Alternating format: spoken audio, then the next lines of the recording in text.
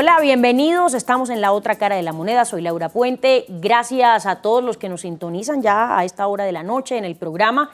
Están ahí en pantalla nuestras cuentas en las redes sociales para que ustedes, como siempre, puedan participar del programa. Quiero saludar a José Daniel López, representante a la Cámara, quien nos acompaña esta noche de Cambio Radical, un partido que ha dado bastante de qué hablar durante esta semana, incluso desde la pasada, por esas aparentes divisiones en su interior, aunque esa colectividad, debo aclararlo, ha dicho esta mañana, dijo más temprano, que no hay ningún tipo de fracturas. Vamos a hablar de eso justamente esta noche en el programa, lo vamos a desarrollar. Mientras tanto, también crece el pulso político frente a los proyectos del Plan Nacional de Desarrollo y las objeciones a la ley estatutaria de la JEP. Mañana, Cambio Radical va a fijar una posición, una postura frente a esa agenda legislativa. Ahora sí lo saludo y le quiero decir que tenemos muchos temas de qué hablar aquí. Buenas noches, Laura. Muchas gracias por la invitación y un saludo a todos los televidentes de La Otra Cara de la Moneda. Bueno, empiezo por preguntarle, ¿hay o no hay división? Porque el partido dijo esta mañana que tienen unas pequeñas fracturas, si se quiere, ¿o no? Vea, yo creo que este es un partido que tiene tendencias y tiene matices.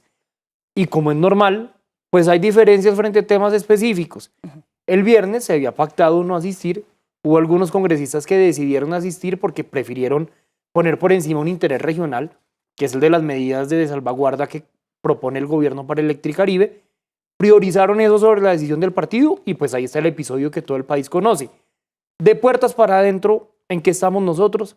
En un lenguaje de unidad, en un lenguaje de concertación, y por eso mañana tenemos reunión de bancada para elegir presidente de la Cámara y también para que el partido tome una decisión en cualquiera de los sentidos frente al tema de la ley estatutaria de la JEP. Bueno, el asunto fue que esos votos fueron decisivos también, ¿no? Para el Plan Nacional de Desarrollo y que es proyecto fundamental o que es prioridad para este gobierno. Pero entonces, ¿qué es lo que dice el partido? Porque usted me lo pinta así como que no, hay posturas diferentes y todo lo demás, pero no fue lo que se dijo el fin de semana, sobre todo con la Casa Char y con Germán Vargas Lleras. Vea, mal haría yo, Laura, en decir que lo del viernes en el plan, en las comisiones económicas, en el trámite de plan de desarrollo, salió bien para Cambio Radical. Sin duda no, unos congresistas hicieron una cosa, otros hicieron otra, pero lo que estamos reflexionando es que esta es una lección aprendida, que lo que debemos ahora es poner por encima un mensaje de unidad y que lo que reina dentro de Cambio Radical, independientemente de nuestro origen regional, es la intención de ponernos de acuerdo sobre lo fundamental. Podemos cometer errores, pero lo importante es cómo reaccionamos y mejoramos sobre esos errores. Venga, le pregunto, esta mañana hubo una reunión, mañana tendrá lugar otra para poder definir, usted ya lo estaba diciendo, esa postura frente a los proyectos, frente a la agenda legislativa. Pero esta mañana, ¿qué se decidió, sobre todo con esos congresistas que literalmente no le hicieron caso a Germán Vargas? Pues no se tomó ninguna decisión, no fue una conversación de orden disciplinario. De hecho, estuvimos más hablando fue de la metodología de la reunión de bancada y sobre todo hablando de la importancia de cerrar filas en este momento, en donde si bien ocurre un episodio que no sale bien, tenemos la oportunidad de ratificarle al país una vez más que este es un partido unido y un partido propositivo. Bueno, pero venga y se lo pregunto entonces de otra manera. ¿Van a tomar algún tipo de determinación, sanción contra esos congresistas? Entiendo que eso depende de un comité de ética, de un comité disciplinario que tiene el partido. Será allá donde se tendrá que tramitar la queja que eventualmente llegará alguien a presentar. ¿Pero usted estaría de acuerdo con eso?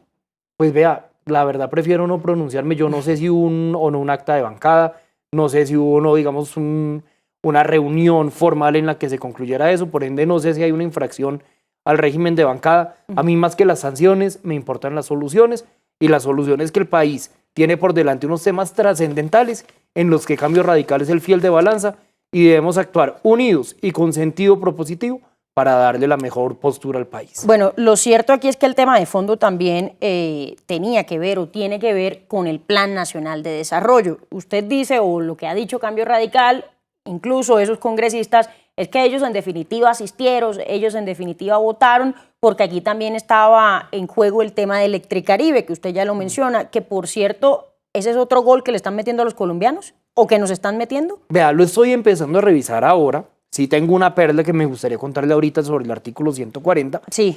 Pero a primera vista parece injusto que los usuarios del servicio de energía eléctrica en Colombia tengan que ver su tarifa incrementada para tener que costear la recuperación de una empresa que está en la situación que está por situaciones y por errores humanos, individuales, y que no queda bien que ahora seamos todos los colombianos, por medio de la factura de energía, los que tengamos que llevar del bulto. Es que eso es lo que uno no se explica, y de pronto un poco para generar ese contexto a quienes nos están viendo, Electricaribe es la empresa que presta pues el servicio de energía a toda la costa, ¿no? Una empresa que ha tenido cualquier cantidad de denuncias por mal servicio, porque se pasa yendo la luz, porque las tarifas son supremamente elevadas, en fin.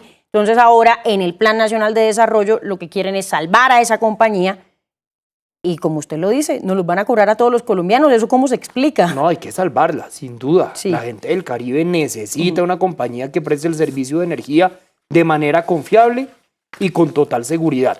Pero lo que no puede ser es que acá las culpas de los hechos pasados se las traslademos a los usuarios. No debe ser del bolsillo de la gente que paguemos esta cuenta, porque no es la gente del común la que causó esta dificultad. Representante, yo tengo una duda y espero que usted me la pueda ayudar a despejar. ¿Se pueden crear impuestos en el Plan Nacional de Desarrollo? Y se lo pregunto porque es que el año pasado salíamos de una ley de financiamiento o de una reforma tributaria, así le hayan puesto el nombre de ley de financiamiento. Vea, yo aprovecho esta pregunta suya para hacerle un llamado al gobierno nacional de honestidad intelectual. No hay derecho a lo que está pasando con el Plan Nacional de Desarrollo, que no solo en lo tributario, no solo en lo pensional o en el tema de tarifas de servicios públicos, sino en el tema de cobros por seguridad social, se están haciendo cambios por la puerta de atrás que no aguantan una demanda ante la Corte Constitucional. Eso le iba a decir, ¿la Corte termina devolviendo eso? ¿O aquí, como quien dice, quién nos salva a los colombianos, pues, quién nos defiende? Pues nos corresponde a nosotros en la plenaria frenar unas barbaridades que está impulsando el gobierno. Le pongo el ejemplo. Artículo 140. Ah, vámonos para allá. Usted denunció un mico ahí, ¿no? También, sí, pero otro. Un mega orangután. Vea, ¿qué dice el artículo 140?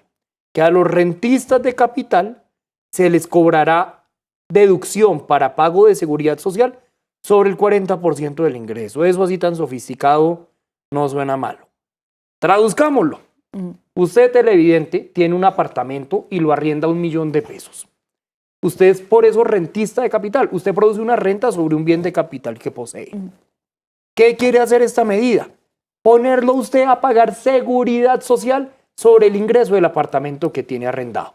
Entonces el ciudadano de clase media o el matrimonio de clase media que no logró ninguno de los dos pensionarse, pero sí logró, luego de una deuda de 15 años, comprar un apartamento para subsanar los gastos de su vejez por medio de la renta de ese apartamento. Ahora va a tener que pagar. Ahora va a tener que pagar. ¿Cuánto? Se calculará la base sobre el 40%. Imagínese Entonces, usted. sobre ese arriendo de $1.000.000 de pesos, va a tener que declarar sobre 400.000 pesos. Le van a quitar un poco más del 25% de eso. ¿Qué significa en plata blanca? Que a un ciudadano de clase media bogotano que hoy tenga arrendado un apartamento por $1.000.000 de pesos, le quieren quitar un poco más de 100.000 pesos. Bueno, le voy a decir No una hay cosa, derecho. Eso es un bogotano y no bogotano, ¿no? De todo el país. Colombiano, yo por ser representante por Bogotá, Sí, pues sí, sí. fuerza a mi ciudad. Yo me imagino, pero es que francamente es algo que repercute a todo el mundo. Y usted da en el clavo, es que pensemos en una persona de estrato 1, o de estrato 2, o de estrato 3, que básicamente vive de ese arriendo y que, como usted dice, pagó durante muchos años, incluso seguramente tuvo que haber sacado un prestamito en el banco, pagó intereses, una cantidad de cosas, y ya cuando por fin está viendo esa platica, pues entonces ahora resulta que le van a poner otro impuesto. Vea, y se la pongo en otros términos. Dicen por ahí que quienes tienen bienes de capital son los ricos. Eso es carreta. Primero, muchas familias de clase media ahorran por medio de finca raíz. ¿O no finca raíz? Laura, ¿qué pasa con el señor que con los ahorros de su vida se compró un taxi y lo alquila para que otra persona porque lo conduzca? Claro, a ese también le clavan la cotización, en donde le quitan el 10% del ingreso mensual. ¿Qué pasa con esa persona? Que esa persona pues va a ver su ingreso reducido. Pero adicionalmente, ¿quiénes son los que arriendan vivienda hoy en Colombia? En un 80% de los casos son personas de estrato 2 y de estrato 3. Con esta medida, el gobierno a quien está golpeando es a los sectores populares, y en especial va dándole duro a la yugular de la clase media colombiana. Vea, por ejemplo, ¿qué va a hacer una persona que tiene un apartamento y lo tiene en arriendo?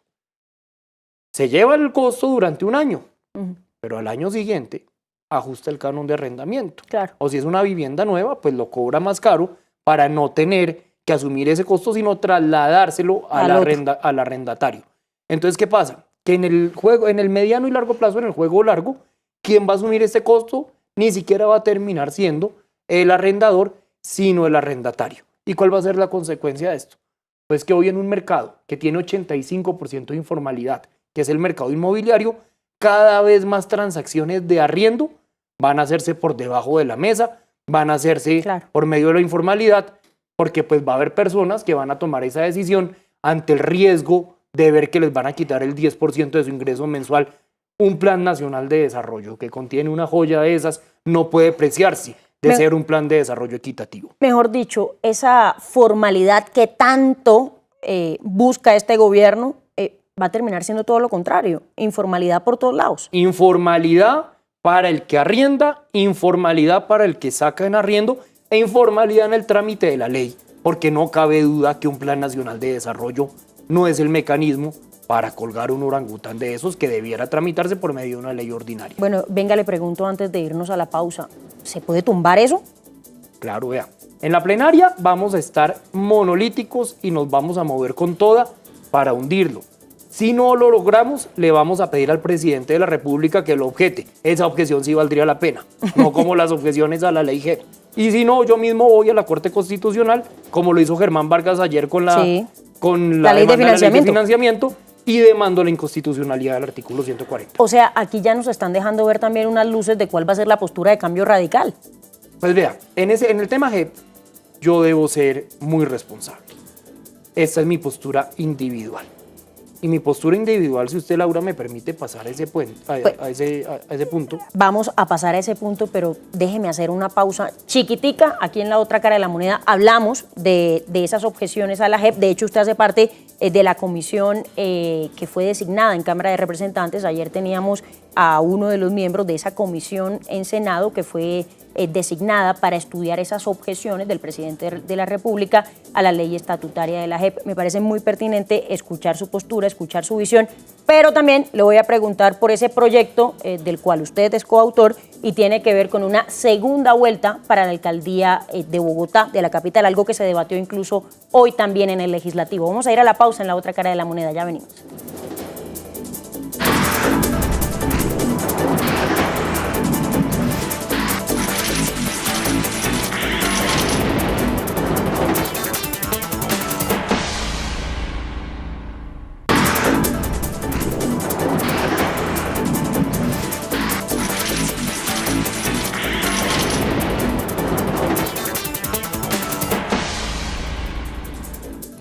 Seguimos en la otra cara de la moneda, en esta conversación que estamos teniendo con José Daniel López, representante a la Cámara de Cambio Radical. No les había dicho la etiqueta, ¿no?, que estamos usando esta noche y se la voy a decir a usted también. Pulso político en CR, o sea, en Cambio Radical. De eso estábamos hablando al inicio de este programa, aunque usted como que se me salió por la tangente, ¿no?, con el tema de las posturas que van a fijar. Pero vea, mañana viene una postura muy importante que tendrá que asumir el partido. Pero adelántenos un poquito. Y es en el tema de la ley estatutaria de la JEP. Hay opiniones encontradas. Yo le cuento la mía. Yo considero que aprobar esas objeciones es una equivocación gigantesca. Y lo digo por razones de orden político y por razones de orden jurídico.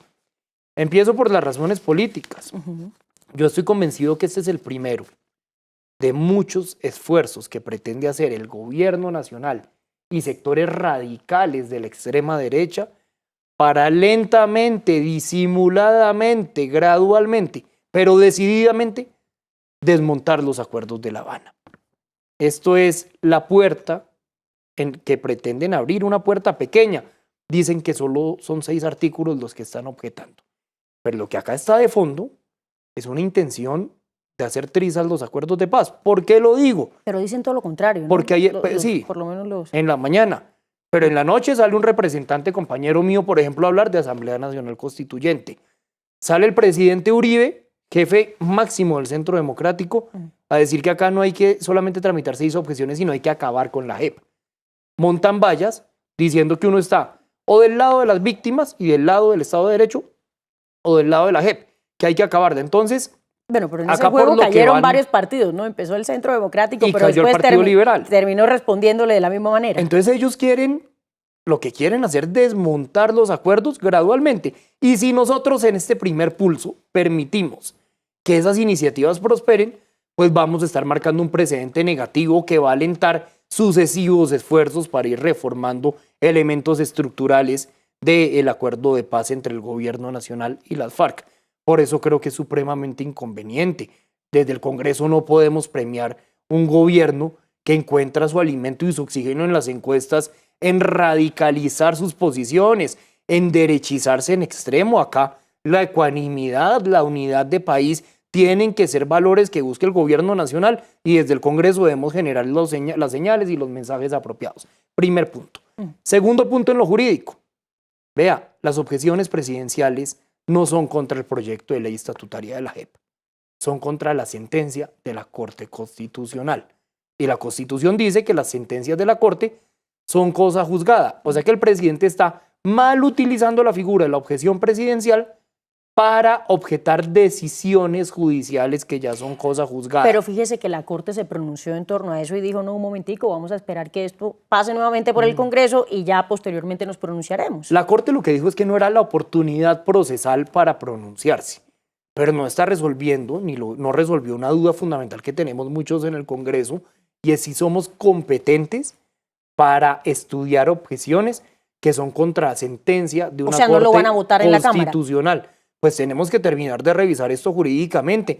Pero mi impresión actual es que podemos meternos en un tema de extralimitación, como ya lo advirtió el señor Procurador General, o en un tema de prevaricato por acción, como también lo han venido señalando algunos expertos. Entonces, pero hay un cruce de versiones, ¿no? Hay quienes señalan que aquí no se incurriría en ningún tipo de prevaricato. Bueno, pues quienes quieren defender las objeciones. A mí me parece que el Congreso pisará un terreno muy fangoso, muy peligroso, si se presta para revisar objeciones que son contra sentencia judicial, y más cuando hay una intención política de largo aliento de destruir los acuerdos de paz. Bueno, lo veo muy firme en torno a esa postura, en torno a las objeciones a la ley estatutaria de la JEP.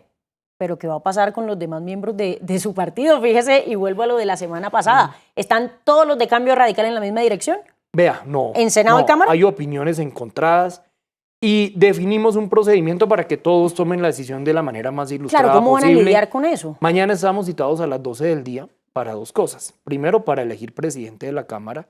Y segundo... Bueno, ya tienen... Espéreme que le haga el paréntesis ahí. ¿A quién tienen de posibles? Tengo algunos nombres. Betty Zorro, Carlos Cuenca, César Lorduy, que es de la Casa Char. Sí, hay 3 candidatos. En mi caso personal, yo desde octubre lo anuncié que votaré por Carlos Cuenca, un hombre que ha tenido un buen desempeño en las comisiones económicas, que representa los antiguos territorios nacionales y que es una persona... Y este es el que tiene el respaldo de Germán Vargas. Yo creo que Germán Vargas no está participando con candidato propio en esta elección. Estamos representantes de distintas regiones acompañando esta aspiración, pero lo cierto es que mañana como partido, gane quien gane, debemos salir unidos. Volviendo al tema. Y ese es el primer punto de la reunión, presidencia de Cámara. El segundo punto es objeciones a la ley estatutaria de la JEP. Vamos a oír al fiscal general de la Nación, vamos a oír al procurador, al presidente de la Sala Penal de la Corte Suprema, a la presidenta de la JEP, y a partir de esas voces que tienen opiniones distintas, pues cada parlamentario tendrá que tomar una decisión. Yo he venido trabajando muy duro dentro de mi bancada, haciendo pedagogía y tratando de convencer a mis compañeros que acá el mejor camino es el de la defensa de los acuerdos de paz de La Habana. Bueno, básicamente esa posición en torno a la agenda legislativa, según le entiendo, entonces está dividida. Pues vea, es que ese es un tema que resiste distintas miradas y distintas versiones. ¿Pero no tendrían que estar unidos como bancada? No, porque acá hay opiniones absolutamente diferentes. Mañana sí se tomará una decisión de bancada, que seguramente implicará que todos los congresistas pues finalmente fijen una misma posición. Y si pasa lo del viernes, que había una directriz, había una indicación, una instrucción, pero hubo 2 o 3, si no me equivoco, que hicieron todo lo contrario a lo que se les había dicho. Pues ese riesgo siempre está. Yo lo que esperaría es que mañana salgamos unidos de esa decisión sobre la ley estatutaria de la JEP, y en mi caso personal, por los argumentos que he expuesto, lo que espero es que Cambio Radical dé el paso en la dirección correcta y se la juegue por la defensa de los acuerdos, por la defensa de las competencias del Congreso y le diga no a esas objeciones presidenciales que son bastante inconvenientes para el país. Bueno, para concluir el tema de la JEP e irnos al de la alcaldía de Bogotá, segunda vuelta en la alcaldía de Bogotá, le pregunto lo siguiente: ¿qué escenario contemplan o qué es lo que va a pasar? Y siendo muy sinceros con los televidentes también, si definitivamente en Cámara dicen no, nosotros no estamos para nada de acuerdo con estas objeciones, no lo aprobamos. Pues vea, la Corte Constitucional nos dio una luz enorme en la respuesta a la comunicación del presidente de la Cámara la semana pasada. ¿Qué dice la Corte Constitucional? Que a menos que las dos cámaras rechacemos las objeciones, por lo cual el texto quedaría intacto, si pasa cualquier otra cosa distinta, el texto del proyecto de ley volverá a la Corte Constitucional. ¿Yo qué creo en la práctica? En la práctica. Vea, Laura, porque si acá nos ponemos a hacer cambios contrarios a la sentencia de la Corte, esto vuelve a la Corte y adivine qué va a decir la Corte. Es porque no nos ahorramos toda esa vuelta inocua que dura cerca de un año. Claro. Y más bien le ayudamos al país, le ayudamos a la paz, le damos estabilidad y seguridad jurídica a los excombatientes y negamos esas objeciones. Yo creo que eso es de lejos lo más lógico y lo más sensato que pueda hacer el Congreso de la República. Bueno, pero fíjese que nuestro invitado de ayer, que hace parte del Senado y que hace parte de esa comisión que fue designada en Senado para hacer el estudio de esas objeciones, tiene una postura totalmente contraria a la suya. John Milton Rodríguez aquí nos decía, no, es que definitivamente esto tiene que pasar sí o sí, porque esto es para el bien y para el beneficio del país. Claro, mi respuesta es: defendamos los acuerdos de paz, llenemos de seguridad jurídica a los excombatientes y no le mandemos el mensaje al gobierno que acá se vale entrar a retrotraer lo que ya se pactó. En Colombia, la palabra del Estado debe valer más que un contrato.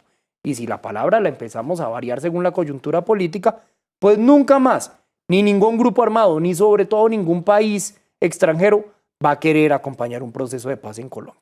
Bueno, vámonos al tema de la alcaldía de Bogotá, porque ya nos quedan pocos minutos aquí en el programa, pero quiero aprovecharlos para preguntarle por eso.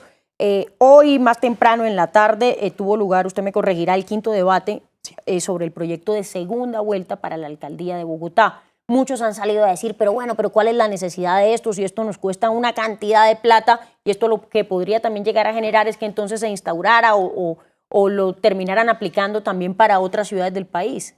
Vea, dos precisiones. Lo primero, este es un proyecto cuya ponencia presentamos para que entre en vigencia a partir del año 2023. O sea, no va a quedar ahorita las carreras tampoco, ¿no? No, porque no estamos buscando hacer un efecto específico en la elección de este año. Lo que buscamos es dejarle una mejor institucionalidad electoral a la ciudad. La segunda claridad que me parece muy importante es que solo va a aplicar en Bogotá. Por la Constitución del 91, Bogotá tiene un régimen especial. Somos, por ejemplo, Laura, el único municipio del país que no elige gobernador.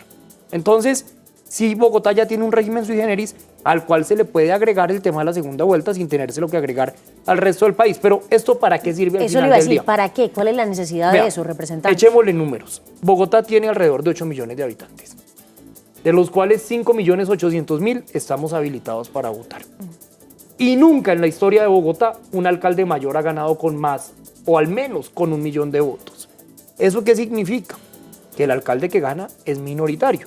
Y como gana en condición minoritaria, más tarda en posesionarse que el grupo político que perdió las elecciones en arrancar un proceso de revocatoria del mandato. ¿Eso qué causa en el alcalde de turno? Sea de derecha, le pasó a Peñalosa, sí, claro. Sea de izquierda, le pasó a Petro, le ha pasado, sí. En que le presta más atención a defenderse políticamente que a resolverle los problemas a los bogotanos. La segunda vuelta permitirá que tengamos alcaldes más votados, más representativos, con más apoyo popular y por ende con más margen de maniobra para resolver los problemas de la gente. Bueno, pero ¿qué garantiza que la gente sí salga a votar por el hecho de que haya una segunda vuelta? Pues siempre en la segunda vuelta vota mucha más gente. Vea cómo creció la votación del presidente Duque de una elección a la otra.